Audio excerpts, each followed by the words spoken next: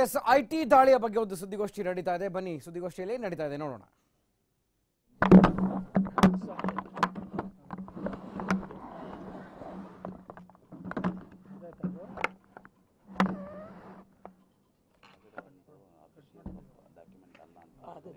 ಅದನ್ನೇ ಈಗ ಮೊದಲಿಗೆ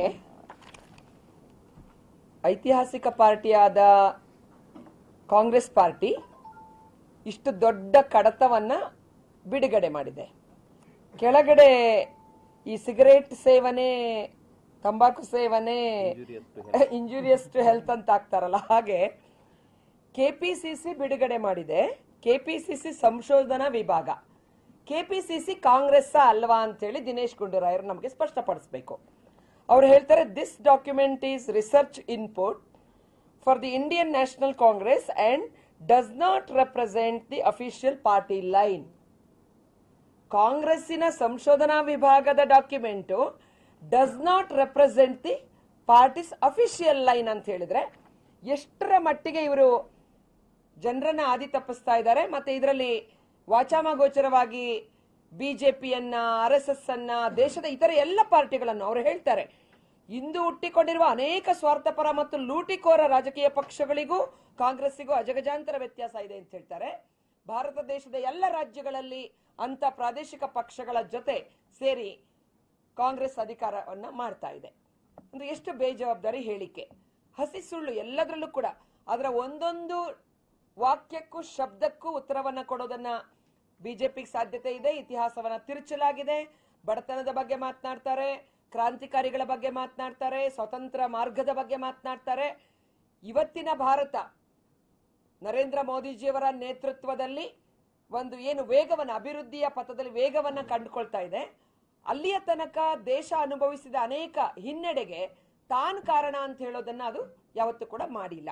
ಹಾಗಾಗಿ ಇದರ ಬಗ್ಗೆ ನನಗನ್ಸೋದು, ಈ ಪುಸ್ತಕದ ಅವಶ್ಯಕತೆ ಒಂದು 20-30 ವರ್ಷ ಮೊದಲು ಈ ರೀತಿ ಪ್ರಕಟಣೆ ಮಾಡ್ಕೊಂಡು ಬಂದಿದ್ದಿದ್ರೆ ಕಾಂಗ್ರೆಸ್ನ ಈ ಸ್ಥಿತಿ ಏನು, ಒಂದು ಕಾಲಕ್ಕೆ 420 ಸೀಟು ದಿವಂಗತ ಇಂದಿರಾ ಗಾಂಧಿ ಅವರು ತೀರ್ಕೊಂಡಾಗ ಕಾಂಗ್ರೆಸ್ ನೀಡಿದ್ರು, 44 ಸ್ಥಾನಕ್ಕೆ ಕಾಂಗ್ರೆಸ್ ಅನ್ನ ಇಳಿಸೋದಕ್ಕೆ ಏನು ಕಾರಣ ಆಗಿದೆ, ಅದಕ್ಕೊಂದು ಸ್ವಲ್ಪ ಉಪಯುಕ್ತ ಆಗ್ತಿದ್ದು ಅಂತ ಅನ್ಸುತ್ತೆ.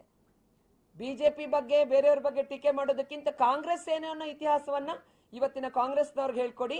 ಇವತ್ತು ಸೋಷಿಯಲ್ ಮೀಡಿಯಾ ಇದೆ, ಪ್ರಜ್ಞಾವಂತಿಕೆ ಇದೆ, ವಿದ್ಯಾವಂತರ ಸಂಖ್ಯೆ ಜಾಸ್ತಿ ಆಗಿದೆ. ಆದ ಕಾರಣ ನೀವು ಹೇಳೋ ಕಾಗೆ ಕತೆ ಗೂಬೆ ಕಥೆಯನ್ನ ಕೇಳೋ ಭಾರತ ಇವತ್ತಾಗಿಲ್ಲ. ಇವತ್ತಿನ ಯುವ ಜನತೆ, ಇವತ್ತಿನ ಮಹಿಳೆಯರು, ಇವತ್ತಿನ ಎಲ್ಲ ವರ್ಗಗಳ ಜನತೆ ನೈಜತೆಯನ್ನ, ಭಾರತದ ಒಂದು ಪ್ರಗತಿಯನ್ನ ನೋಡುವ ಸ್ಥಿತಿಯಲ್ಲಿದ್ದಾರೆ. ಆದ ಕಾರಣ ಇದೇನು ಕಾಂಗ್ರೆಸ್ಗೆ ಉಪಯುಕ್ತವಾಗೋದಿಲ್ಲ, ನಿಮ್ಮ ಸುಳ್ಳುಗಳನ್ನ ಜನ ನಂಬೋದಿಲ್ಲ ಅನ್ನೋ ಮಾತನ್ನ, ಇದು ವ್ಯರ್ಥ ಪ್ರಯತ್ನ ಅನ್ನೋದನ್ನ ನಾನು ಹೇಳಕ್ ಇಷ್ಟಪಡ್ತೀನಿ. ರವಿಕುಮಾರ್ ಜಿ ಅವರು ಹೇಳಿದ್ದಕ್ಕೆ ಇನ್ನೊಂದೆರಡು ಅಂಶಗಳನ್ನ ಸೇರಿಸೋದಕ್ಕೆ ಇಷ್ಟಪಡ್ತೀನಿ. ಕಳೆದ ಕಾಂಗ್ರೆಸ್ ಸರ್ಕಾರದಲ್ಲೂ ಕೂಡ ತಮಗೆ ಗೊತ್ತಿದೆ, ಅನೇಕ ಫ್ಲಾಟ್ಗಳಲ್ಲಿ ಅಧಿಕಾರಿಗಳು ಯಾವ ರೀತಿ ಸಿಕ್ಕಾಕೊಂಡಿದ್ರು. ಅನೇಕ ಅಧಿಕಾರಿಗಳು ಮಕ್ಕಳ ಹೆಸರಿಗೆ ಲಂಚವನ್ನ ಪಡೆದು ಜೈಲಿಗೆ ಹೋಗಿದ್ರು. ಆ ಪರಂಪರೆ ಮೈತ್ರಿ ಸರ್ಕಾರಕ್ಕೆ ಬುನಾದಿಯಾಗಿದೆ. ಮಾತ್ರವಲ್ಲ, ನೀನು ತಿನ್ನು ನಾನು ತಿಂತೀನಿ, ನಿನಗೂ ತಿನ್ನಕ್ ಬಿಡ್ತೀನಿ ನನಗೂ ತಿನ್ನಕ್ ಬಿಡು ಅನ್ನುವಂತ ಒಂದು ಒಪ್ಪಂದದ ಅಡಿಯಲ್ಲಿ ಇದು ಮುಂದುವರಿಸಿದ್ದಾರೆ.